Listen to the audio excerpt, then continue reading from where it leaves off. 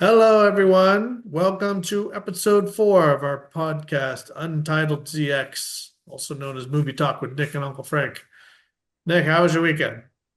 Um, I don't remember what I did last weekend, so I don't remember. Did you watch the Super Bowl? Nope.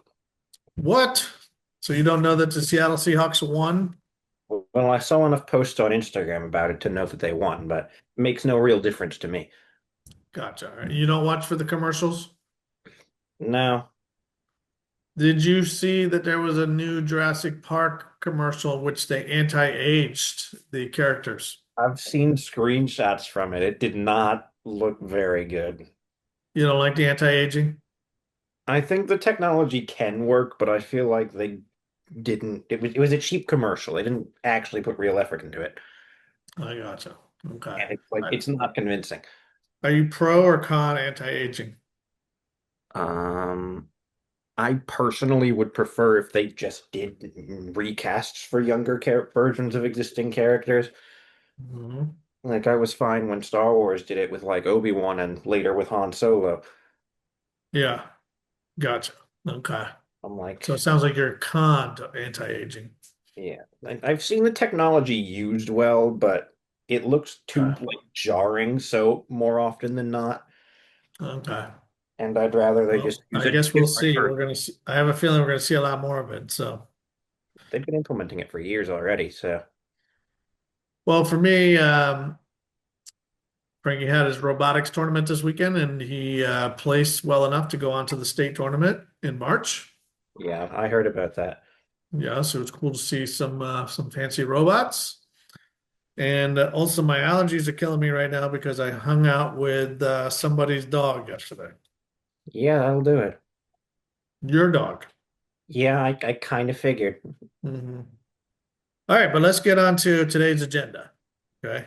We're going to talk about 5 classic movies that we think you think in particular people should watch. We're going to do a movie review of 28 Years Later, The Bone Temple. And we're going to spend a little time talking about Star Wars time. And we're going to talk about what the new leadership is doing, 5 things to watch out for with the new leadership. But let's jump into the classic movies. Okay. We Yeah. got a list here. 5 classic movies that we think people should watch. Nick thinks people should watch. They're pretty basic choices. I'm pretty sure most people have seen them already, but I was surprised by your definition of classic because the earliest movie we have is 1968.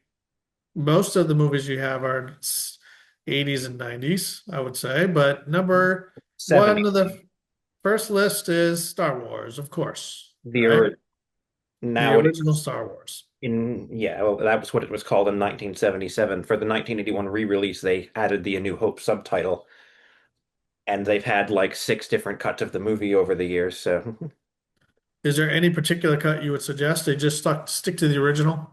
the original 1977 theatrical cut is actually not very easily accessible right now. It's very because every time they re-released it on a new format, they made some changes. So there was the 1977 theatrical cut, the 1981 theatrical re-release, which added the subtitle, the 1997 special edition, which changed a lot of the VFX, and there were small changes in the 2004 DVD release, the 2011 Blu-ray release, and the 2019 Disney Plus release. However, Hmm. they are bringing the 1977 theatrical cut back to theaters next February for the film's 50th anniversary. Okay. I'm Wow, sure that 50 makes, years. I'm sure that makes you feel old. It does feel like a classic now, I guess, when you say 50. So I guess watch whatever version you can watch, but know that it's not the original. Yeah. All right, but we talk a lot about Star Wars, so let's keep moving. Next one, I do like Back to the Future. They just re-released that in theaters for its 40th anniversary as well. They restored it in 4K for some of the premium formats, Dolby IMAX. I saw it in Dolby back in October. It's just absolutely timeless. It's pun completely intended, by the way. What is it you like most about that movie?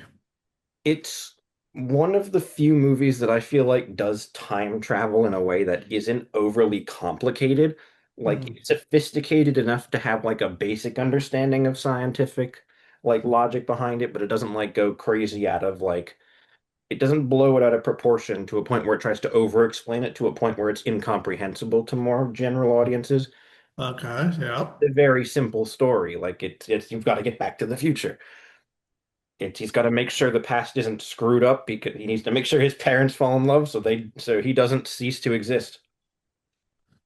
Yeah, it is certainly a classic, one of my favorites, It's got of a lot of course. it's got a lot of good. Huey Lewis in the News has some great music, a lot of It's throwbacks to the 80s. got very good humor as well. Like the running gag with his mom in the past trying to get with him. That like there were several very funny moments because of that dynamic. Yes, for sure. Yeah. No, definitely a classic movie. I love it. All right, next one. Terminator 2 Judgment Day. Yeah, You, you like number two better than the original? I do in fact. I think they're both iconic in their own right, but I think two is sort of like the quintessential action movie, like the greatest action movie ever made. Yeah.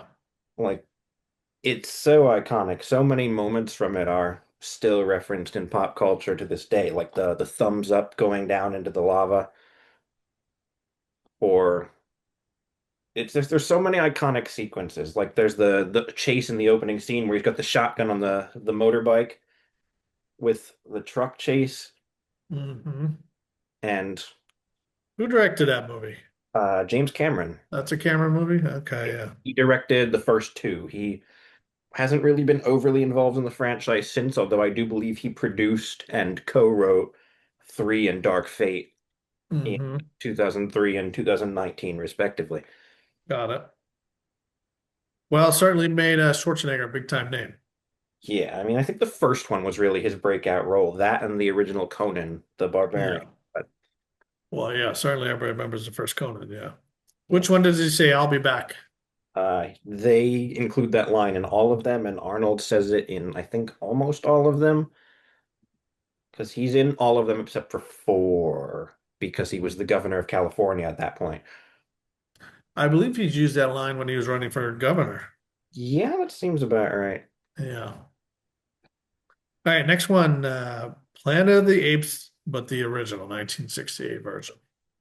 Yeah, so which had four sequels that nobody liked, but it's fine because the original itself was incredibly influential and it did pave the way for a modern reboot trilogy that was also a very good reimagining. But I saw the reboot too, so, and the original, but yeah. the original, Charlton Heston, do you think this is his best movie? it's honestly the only one of his I've seen because he's didn't really act too much into after like the 60s into the 70s was sort of when he started to take a step back from acting. Yeah. Yeah, like he was big in the 50s and 60s, Maybe you but got to watch more movies of his.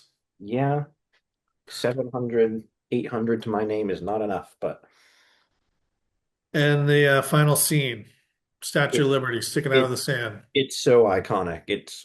It's one of those twists where it's like I knew it was coming because of how like important in pop culture it is, but you spend the whole movie with him convinced that this is like some other world that he's found, and that revelation, like this is a world that's been like ravaged by nuclear waste at some point, by nuclear war.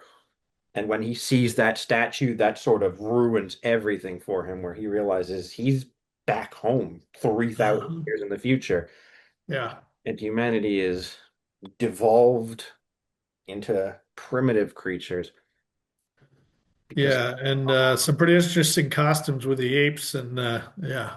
those costumes probably don't hold up too great, but Well, that was the one thing that was interesting about the remake, when it looked because real, they used motion capture, that's why they brought Andy Serkis in, because Andy Serkis is a motion capture consultant, sort of the king of motion capture characters. I mean, from Caesar to Gollum to Supreme Leader Snoke in Star Wars. Like Mhm. he's been in a he's been in a lot of motion capture roles.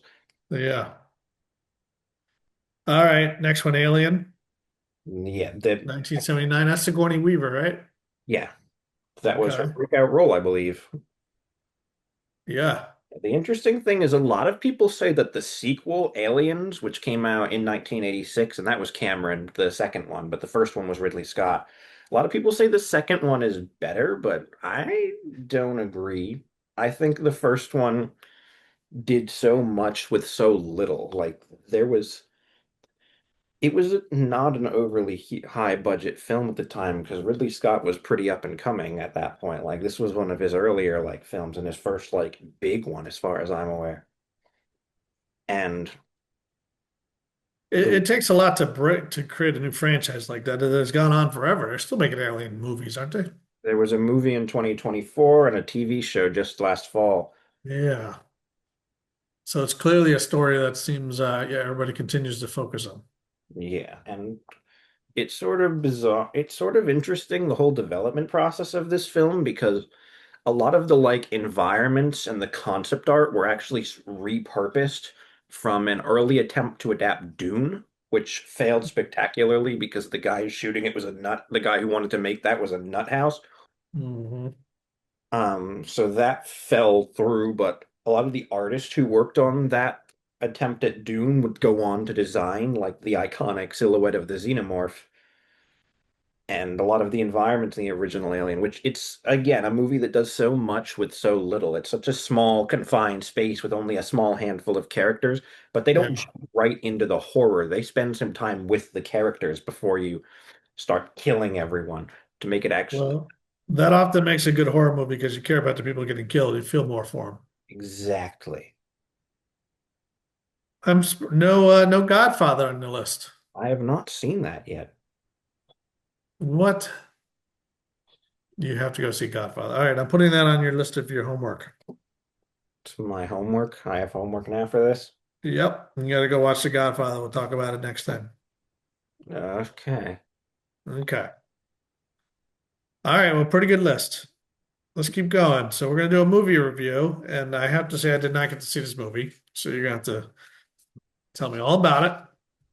28 years later, The Bone Temple. What's it about? Yeah, this one's going to be kind of bizarre to explain Yeah. here because it is the fourth installment of a series, but Just give me the highlights. so this one was shot back to back with last year's 28 years later, a different director, but they were shot together and Mhm. ironically enough released exactly 28 weeks apart. But How do they do that with the different directors? they were the director of the first film remained a producer on this, and Huh. the scripts for both films were written by the same guy. So, But and it you can means the second director never actually shot his own scenes at all. the second director shot this film, and you can tell as well because they're very different styles of shooting these two films. But you said they shot them together. I maybe not necessarily. I'm not entirely sure if it was together or back. I think it might have been back to back. Like they started Okay. shooting this one right after they finished the last Got it, one. got it, got So it. So like, the first director did the first one, the second one director came in, but they were right back to back. yeah.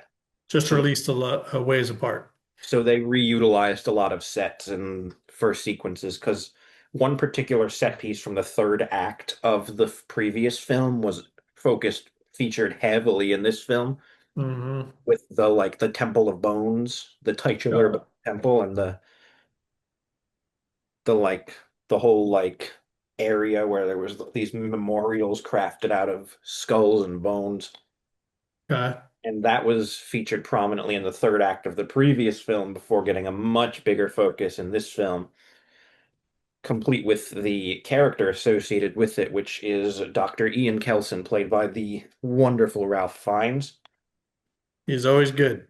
He is, and he was in the last one as well, but this he has a much more prominent role in this film. Okay.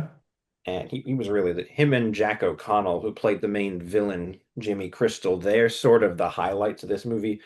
Jack O'Connell, you probably don't know by name, but you would know he portrayed the main villain in Sinners, which we discussed last week. Okay. He was Got the, it. he was the lead vampire in that one, Remick. He's always being a vampire. Yeah, well, Oh no, this here's a zombie. no, he's not even a zombie. This is sort of an interesting take on the zombie genre, where the previous film was a lot more focused on the zombies themselves as a threat. In this one, they take sort of a back seat to sort of show the cruelty that humans can commit and sort of the fact that they're almost more terrifying when they commit to such cruelty because humans have the cognitive, like, conscious ability to choose that violent path and that cruelty. And you sort of see him lead this group with nothing but hatred and rage and anger and cruelty. And it's the things you see him do are like repulsive. Like he's a far viler villain than he was in, say, Sinners. Like in Sinners, it's like you kind of get a sense of like he's lost things. Here, you can't even really feel bad for him. Like Mm, he's so entertainingly deplorable. Like he's a blast to watch in the role, but his character is like deplorable, sadistic, just messed up. And he does insanely cruel things. But the other main plot point is with Ralph Fiennes' character, hmm where there's this like when as the zombies sort of evolved, they had these alphas who are like pack leaders. They're bigger, stronger than the rest of them. And he starts using these like things to these like drugs to suppress this one alpha that keeps coming back to him. And he sort of as he sort of starts studying him to see what the virus really is. And mm, as like the movie progresses, he sort of discovers that the virus doesn't destroy or replace someone's brain when they're infected, but rather it just clouds it. So he mm, spends a lot of the movie trying to basically uncloud it and help this alpha of the zombies sort of become human again. And it's sort of like it's incredibly moving because especially at the end of the movie when he finally like speaks again, you finally get the alpha zombie. He speaks at the end of the movie, Oh, and so he cures him or almost cures him? he comes close. He thanks him for helping him like find his mind again. Right. And I sort of think because this leads into this, just like the previous film, this ends on a big cliffhanger that's Yeah. going to lead into the third and final film. Because this was pitched as a trilogy when they greenlit it. They shot the first two back to back and then said that they'd greenlight the third film if the first one did well. The first one Yeah. was did pretty well financially. This one not so much, although I partially blame them for trying to release it in January because movies released in January traditionally don't go well from a box office standpoint, but that's okay because they already have the go ahead to do part three. And Okay. they end it with some of the other main characters being pursued by zombies, and we get introduced to Cillian Murphy, who was in the first film, returning. And it should have been a big surprise, but they told us about it last summer. We knew this was happening. It's like they're like the way he's introduced into the film is like this would be a big surprise if they didn't tell us this like 2 years ago. Well, he's always good as well. What did the movie do well? Um, like I sort of said, and I mentioned earlier, the way it's shot is a lot different compared to its predecessor. The style of direction is very different because the previous film was actually shot using heavily souped up iPhone 15s, Huh. which was a creative decision, not a budgetary one. Huh. Because they wanted the smallest available camera on the market to sort of get up close with the violence and the action. And Okay. but it's a much smaller story in scale, Yeah. but they I don't think they used iPhones this time, but the way they this one sort of isn't so up close and personal with the violence because it tones back. I wouldn't say tones back per se. When you see like the Jimmy Gang and what they do to people for mildly inconveniencing them, they definitely don't tone back on the violence per se, but they aren't trying to get so up close with it, so like personal with it, because this is a more It human. sounds like this is more, yeah, talk about the human element and This probably is connecting the two movies, the first and the third movie, yeah, this is story-wise. yeah, like this feels more like a this feels more like what is it? It feels like it's more personal. It's more human, the Yeah. story. It's less focused on the horror elements and but it does still focus on the horror elements, but again, it sort of switches the turn Yeah. with It's that got instead more story to it. we don't have like the zombies and it's just a simple survive the zombies. It's Right. what do these apocalyptic circumstances, what can they turn people into Yeah. who have survived, people who've gone not uh, affected by like the virus. Well, what And do it, you think it could have done better? I would imagine the second movie in a trilogy, yeah, like I said, is always sort of like that bridge movie or something, you know? yeah, although a lot of times it ends up being the best one. Like, I mean, again, going back to like Star Wars, the original trilogy, Empire is the best of the three, but Yeah. I think this one definitely felt more like a bridge, particularly Uh, with how like one the beginning picks up like minutes after the first film because the first film ended with a tease for our villain, like this cult led by Sir Jimmy Crystal and Jack O'Connell's character. Like we ended with the tease for them at the end of the first movie. This right. movie, I do think it could have gone on a little bit longer and spend a little more time with some of the members of this crazy cult to sort of find out Yeah. more about these people and how they ended up roped into this. Because you sort of see throughout the movie that their belief in this crazy cult leader who thinks he's like the son of Satan or whatever, sort of you sort of see their belief in him faltering the Yeah. more he sort of keeps them in the dark, which makes them sort of think maybe he doesn't know as much as he's letting on. Maybe he's not telling the truth as much as he wants them to believe he is. And you sort of see their beliefs faltering Yeah. throughout. And the main character of the last movie was a kid named Spike, who definitely takes a backseat in this film. He's not at the forefront. His performance in the last film, the kid who played him, was exceptional, but he sort of takes a backseat here. Like he's forced into this crazy cult against his will, and he still sort of takes a backseat. I do think we could have spent a little more time with him as well, Mhm. because So you see him forming like a sibling like dynamic with one of the members of the cult who ends up turning on the cult at the end of the movie. what grade overall would you give the movie then? I'd say 9 out of 10. Could have Yeah. it's like a few small changes away from being perfect. I Really do think good. it's the best of the series, though. The original's close, but there was also one sequence at the end where the cult leader makes like a deal with Ralph Fiennes because he told Ralph the cult that Ralph Fiennes' character is Satan because he's got red skin, and he's got red skin because he puts this substance on him that makes him immune to the virus. So that's why he looks all weird, but he's got them convinced that he's Satan, and Ralph finds his character, decides to have both the character and the actor decide to have like the most fun with this as possible. He's like, you got to convince them that you're Satan. So he pulls out like a whole like cult ritual and starts like dancing to to Iron Maiden. What do you think? So then what do you think for the third one? What are we looking for? What do you think? Going into the third film, it's going to I kind of hope there's one character in the first film who was the main kid's father who is completely omitted from this film. I Hmm. kind of want to see him come back into the picture because he was kind of an ass. Yeah. Not a great parent, not a great husband to his now deceased wife. And I sort of want, and now his son is all alone on the mainland where all the infected are loose. And I kind of want to see him pop back up to redeem himself and sort of become a And is better. Killian Murphy's going to be in the third one a lot, I Yeah, guess? yes, where he's about to, at the end of the movie, he's about to meet our main characters. So I think he's going to have a much larger role. They've said he's going to have a much larger role in three. Yeah. Okay. More of him. When's the third one come out?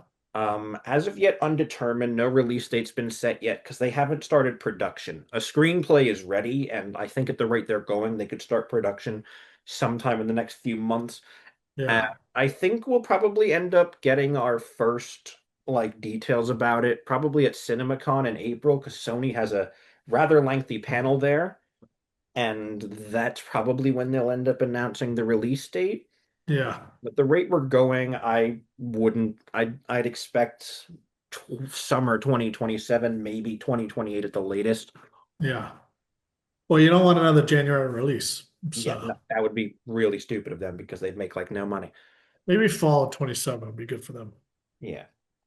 I mean, I think they could All do right. summer because the previous one did very well in its June release. The previous one was in June of last year and Yeah. did pretty well with that slot.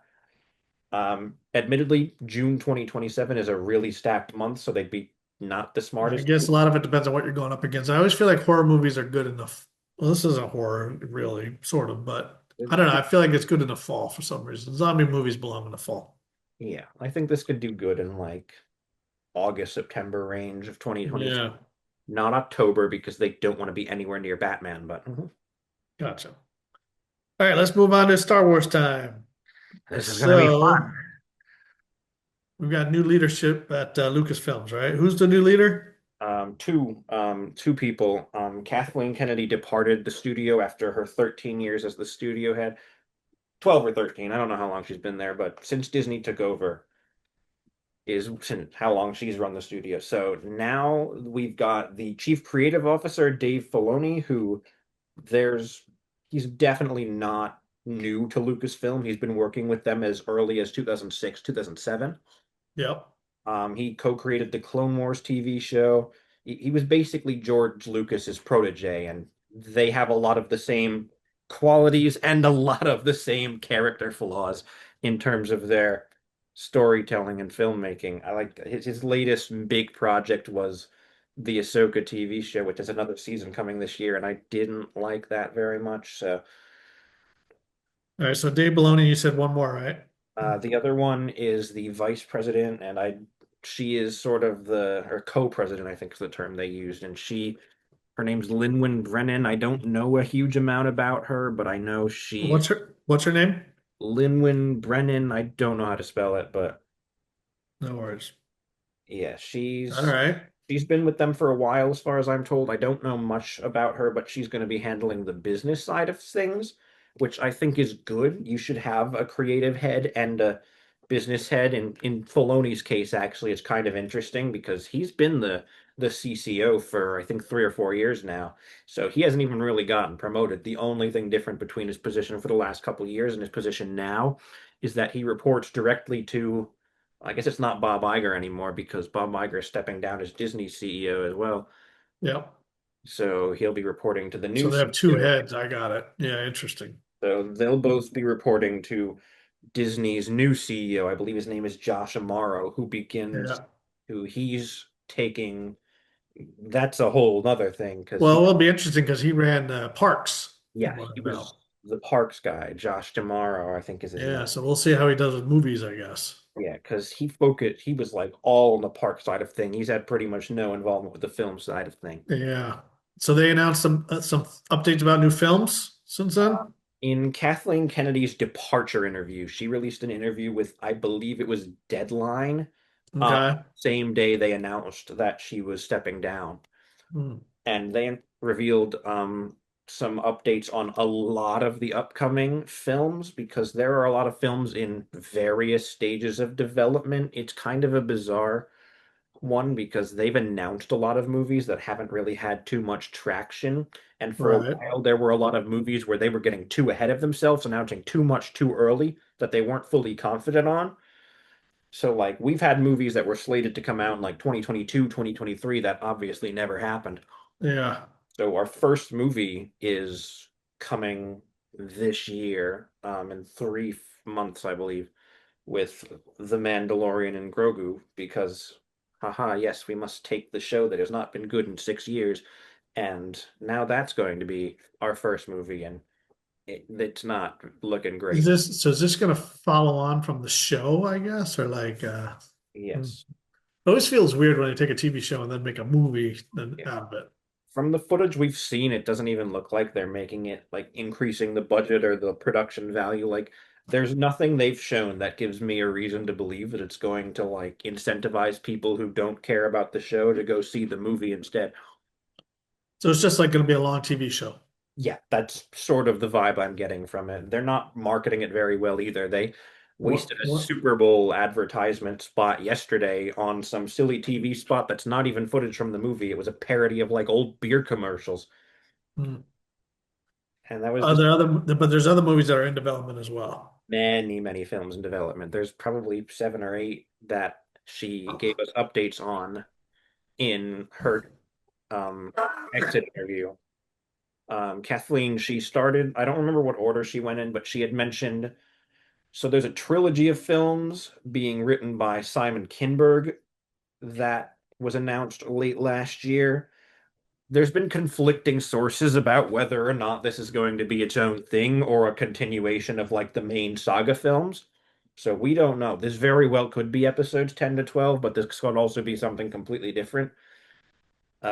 They said, or she said, that he had given her a 70-page story treatment in the fall, and they're expecting something from him in March. I don't know if it's another outline or a screenplay, or they're expecting something from him next month. I don't know what exactly. They didn't say what, but they said something. I'm sort of iffy on his trilogy just because he has a really weird track record in the writing Right. department. Because he would go on to write something like X-Men: Days of Future Past, which everyone really likes, and the 2015 Fantastic Four, which is widely considered one of the worst superhero movies ever made. So he's got a very bizarre track record. Um, What do you think this means for streaming? it seems like they're taking a step back with streaming. A couple years ago, they dropped 2 or 3 streaming seasons in a year. Like in 2022, we had Obi-Wan and Andor back to back. 2023, we had Mando season 3 and Ahsoka. 2024, we had Skeleton Crew and the Acolyte, and then last year we only had Andor in terms of the live action stuff, and this year it's just going to be Ahsoka season 2, which is probably going to be late in the year, probably like October, November range. Hmm. So it seems like they've said that they're taking a step back from the Oh, I streaming. wonder why though, because streaming's still so critical, but I guess you can put it in the theater and then still put on streaming after, but The still. thing is, Disney has probably seen the least success with their streaming content because a lot of they have a much more niche selection of originals, and a lot of them are they on like Disney Plus alone, there's been maybe 2 or 3 shows that have actually been like well received and watched by a lot of people. Yeah. It's like outside of like The Mandalorian getting lots of views or like Andor and Loki getting critical praise, there's not real they haven't really had a lot of huge hits. Like Netflix has a bunch of big hits. Amazon has a bunch of big hits. Hulu is a bunch of well, Hulu is Disney, but now, but Yeah, well, I feel like Hulu is sort of where they put a lot of their general stuff, but it's got a lot of TV stuff in it too. So yeah, it's got a weird strategy. yeah, their new idea is that they're going to actually shut down Hulu next year and move its entire content library onto Disney Plus. Yeah. At least I think they said that was next year. It might be It's this. just all about branding, I guess. But Yeah, I don't know. I do feel like Disney has a very specific brand around princesses and Star Wars stuff. Like, so I feel like if you put all the other stuff in there, it'll feel weird, you yeah, know? yeah, that's true. Although I also think that'll be better for them because the reason too many people don't really pay for Disney Plus is because of how niche of a content library it is. So from a business standpoint, I do think it makes more sense. And in this case, it's just erasing Hulu from existence and moving all of its content to Disney Plus. But I mean, they basically bundle it all together anyway. So yeah, I'm you sure could, it's behind the yeah, scenes, it's the same thing. But yeah, because right now, if you buy Disney Plus and Hulu on like the same plan, you'll be able to access Hulu's content on Disney anyway. yeah, you can buy Hulu and Disney is less than you can buy for Netflix. So Yeah. And you get this whole content library on available on Disney Plus anyway. So like the new Alien show, which was a Hulu original, I was watching that through Disney anyway. So yeah. Tell me about their animation. Did they talk about that? I don't think they've talked. I don't think they actually really addressed it much during the interview. But I feel like Dave Filoni has a heavy background in animation, being the Hmm. co-creator of the Clone Wars, Rebels, and he's always a producer on all of the other animated stuff they've done. So Bad Batch, Tales of the Jedi. He's got Maul Shadow Lord coming out in April. So I could see them doubling down on it. And this year they're doing another show called The Ninth Jedi, which is a spin-off or a follow-up to they did a show called Visions a couple years ago, which was an anime series that was an anthology of just a bunch of random things that didn't really adhere to canon. They were just letting a bunch of like anime artists go ham with their vision on Star Wars. And one of the more popular shorts is being expanded into a full miniseries later this year. So I hope that brings more attention to the animation side of things so that they can experiment more because I think my biggest issue with the animated side of things is that outside of Visions, all of like the mainstream animated stuff has used the same art style for the last like half decade. Because Yeah. every spin-off, like Bad Batch, Tales of the Jedi, Tales of the Underworld, Tales of the Empire, and Maul Shadow Lord all just reuse the same art style from the Clone Wars. Like they Yeah. look just like the Clone Wars. I mean, Maul's getting a little more artsy, but it's still using the Clone Wars animation style as a jumping off point. Who decides if it's canon? Does Um, they have Filoni gets to decide or no? Filoni has a lot of influence in that department, but at the moment, they have a whole like team that's specifically dedicated to keeping continuity in check. They've got this guy named Pablo Hidalgo who's worked for them for 20 something years, who I Yeah. don't know what his official title is, but his role there is basically as the lore keeper. Like he writes all of like the guidebooks and the reference books for like the in-universe stuff and Yeah. sort of like puts everything that's in all of the content in one place. And at the moment, under Disney, everything that's been released from 2014 onwards, so books, comics, video games, shows, movies, anything from 2014 onwards is technically considered canon, bar like Visions and like the Lego shorts. But Yeah. outside of What the a job. Can you imagine having that job? Your job is to just make sure you keep all of it straight. But Yeah. I've also learned they tend to disregard like the books and comics are on like a lower level than the shows and the movies. It's like there's like three tiers of canon, it feels like. There's books and Yeah. comics down here, video games are somewhere in the middle, and the movies and shows are like top of priority. So like the movies and Gotcha. shows have to stay in line with each other in terms of like lore and story, but like the Yeah. comics and books they can throw away at a moment's notice and no one's going to notice. Like Yeah. the Bad Batch TV show, the first episode retconned the Kanan Last Padawan comic series just out of existence. They just redid that entire like thing. It's like, yeah, no, that's just not a thing anymore. This is so with the books and comics, they're willing to like cast them aside and overwrite them in a moment's notice in the shows and movies. What is there anything that you wish they would tell you they didn't? Huh? Anything new you're looking to hear?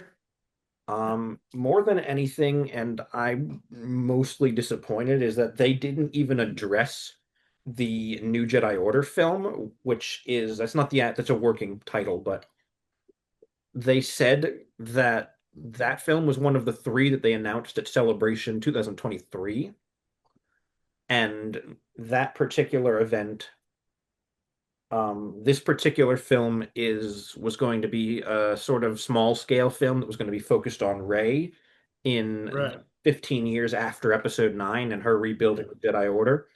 And I have mixed thoughts on the sequel trilogy, but I also think with a competent creative team, they can continue these stories really well. They Yeah. characters because these are good actors. The three leads are all great actors who, like, even if they're not given the best stuff to work with, they Don't you think they would have to do it in in a trilogy again? All the main movies come out in trilogies. this one's sort of an interesting one because it's not technically a main film, but it's sort of a bridge between the last trilogy and presumably the next trilogy. That's Gotcha. the last part's more speculation on a wide scale, Yeah.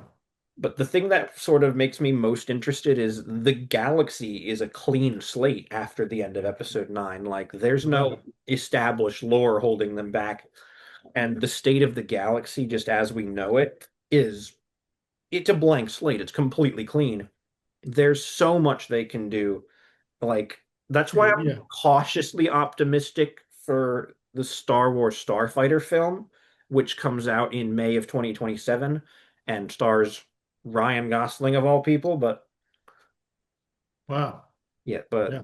that I'm sort of cautious about because it's got a solid creative team, except for the director who's made a bunch of movies I really, really don't like. His name's Sean Levy. He did like Free Guy and Deadpool and Wolverine, which are movies I really cannot stand. So I'm like cautiously optimistic. I'm very happy he did not bring Ryan Reynolds into Star Wars. Like I'm very, very happy he didn't. I was so scared when I heard like the first rumors he was making a movie. I was like, God, please don't bring Ryan Reynolds into this. Please, anyone but Ryan Reynolds. And he got Ryan Gosling instead. And I was like, sure, cool, let's go with it.